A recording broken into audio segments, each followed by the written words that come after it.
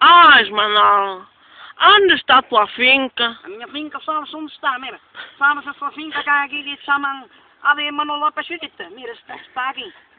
Sim. Ah, pois mira, atravessas assim pelo meio, te a mitad, tiras para a direita, ou para a esquerda, digo, perdona-me. É logo, há outra finca aqui, que é a minha, sabes? Era do final meu, Paulo deixou uma herência. É isto aqui, vês aqui duas cabras pastando, sabes? Sim. Duas ovelhas. É os cons. Ah, os cons, é verdade que são cons de qualidade. É. Mira, está aqui há um, aqui há outro. São de grande envergadura. Pequenas herdadurantes. Há de haver um, pero há de estar debaixo da terra.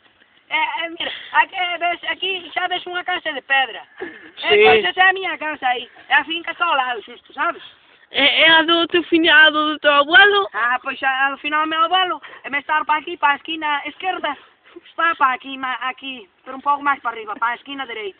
Aí bebe sí. Bueno, sí, también bebe, pero ahí vive, ¿cómo me llaman? Manolo la Pachorita. ¿Sabes quién es? Sim, caralho. Pois vive aí.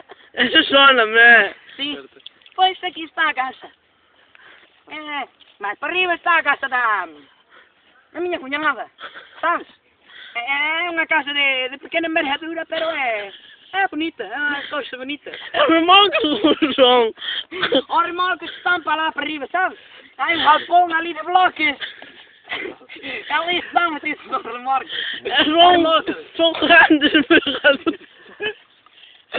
Sim, assim que tenho que de grande envergadura, senta, leva o trator quando vou levá-lo o taller Hermida, outro taller Hermida. Ali vais comprar um trator e dura-te toda a vida.